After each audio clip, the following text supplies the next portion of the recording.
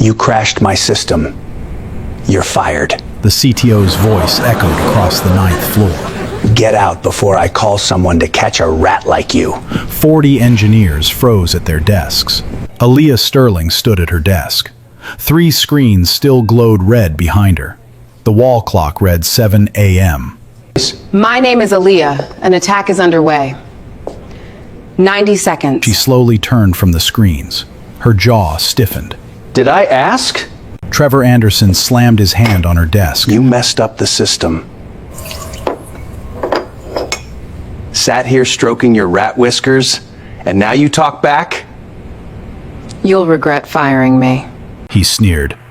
At noon, 3 FBI cars would block the property, and an agent would tell him who really saved his $200 million deal. To understand the woman he fired, you first need to know who Aaliyah Sterling was. 3 years before that morning, Aaliyah Sterling stood at her husband's funeral in a small church in Norfolk, Virginia. Lieutenant James Sterling, United States Navy cyber warfare, killed during a classified operation overseas. She held their 5-year-old daughter Maya against her hip and did not cry. She had promised James she would not cry in front of the child. After the folded flag was placed in her hands, an old Navy chief leaned close and whispered something James had once said to him during a long night of incident response training. "Patience is a weapon, ma'am. Your husband told me that more than once." Aaliyah had nodded. She already knew. James had said the same thing to her, in their kitchen, 10 years earlier, the first night he taught her how to read a packet capture. 6 months later, she took a job at Helix Defense Technologies in McLean, Virginia. $200 million revenue. 3 classified Pentagon contracts. A glass tower 6 blocks from the CIA. She brought 2 master's degrees from MIT and Carnegie Mellon. She brought 6 years of joint experience with her late husband. She brought a quiet discipline that nobody in the building knew how to read. What they read instead was her skin. The CTO of Helix Defense was a 52-year-old man named Trevor Anderson. Bespoke loafers, 3 children in private school, a glass case of golf trophies behind his desk, a second mortgage on a Lake Tahoe property he could not quite afford. From the first interview, he had decided who Aaliyah Sterling was, and nothing in the next 6 years would change his mind. He passed her over for promotion 4 times. The first promotion went to a young white engineer named Tyler Davis, whom Aaliyah had personally trained for 3 months. Trevor's reason, delivered in front of Tyler himself, was that Tyler had more executive presence. The second went to a man named Brandon Caldwell, who had a habit of repeating Aaliyah's ideas 10 minutes after she said them in meetings. The third was given without an internal announcement.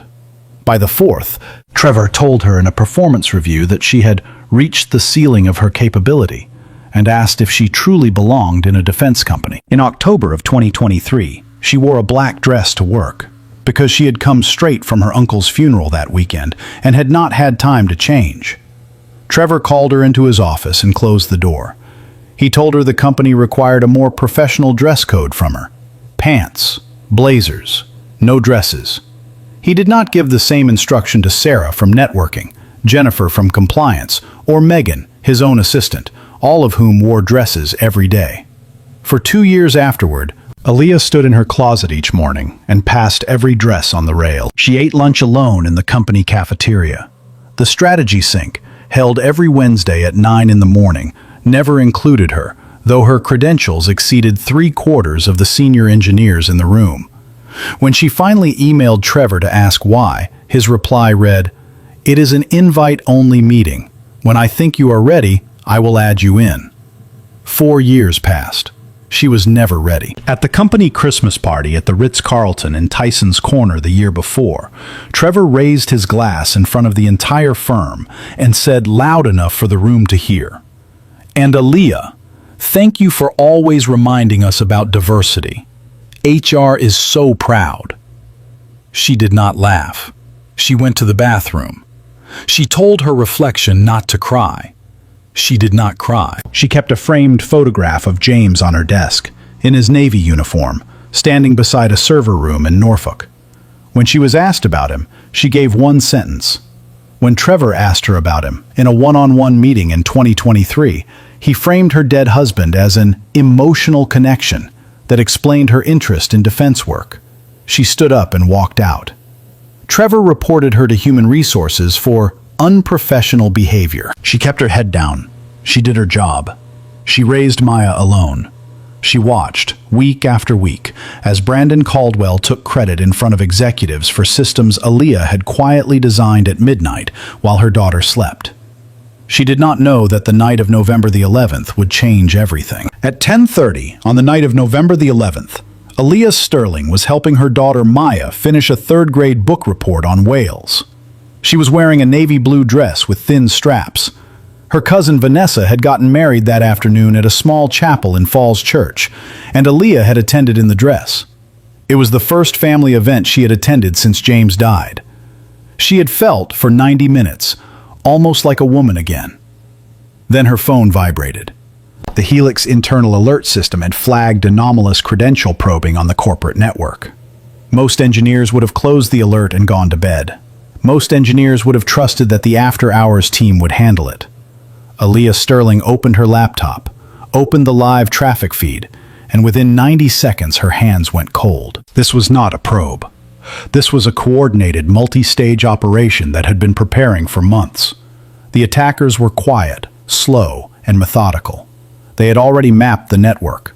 They were now moving toward one specific target, the operational treasury account that held $50 million in pre-staged funds for a Pentagon supply contract scheduled to clear at 9 the next morning. She called the neighbor across the hall, Mrs. Patterson, and asked if Maya could sleep on her couch for the night.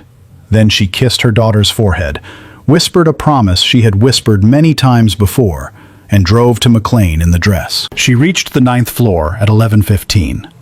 The building was empty. The overhead lights came up in slow sections as she walked from the elevator to her desk. She put her bag down. She did not bother to change into the spare blazer she kept in her drawer. There was no time. At 12:45 in the morning, she did what protocol required. She called Trevor Anderson. He picked up on the 5th ring. His wife answered first, irritated. Then his voice came on, thick with sleep and instant anger. "Aaliyah, what time is it?" "Sir, I have an active intrusion on the production network. The threat actor is targeting the Lockheed Treasury staging account. I'm requesting authorization to initiate emergency containment." "Have you ruled out false positive?" "Yes, sir. I've correlated 3 independent telemetry sources." "Aaliyah." His voice cut her off, low and sharp. "I have told you, do not panic. Do not run to me at midnight every time you see a flag. If this is another false alarm, this will be the last problem you have at this company. Do you understand me?" The line went dead. She set the phone down. She looked at the photograph of James on her desk. She put both hands flat on the keyboard, and she went to work. For the next 6 hours, she worked alone. She isolated the compromised segment. She moved the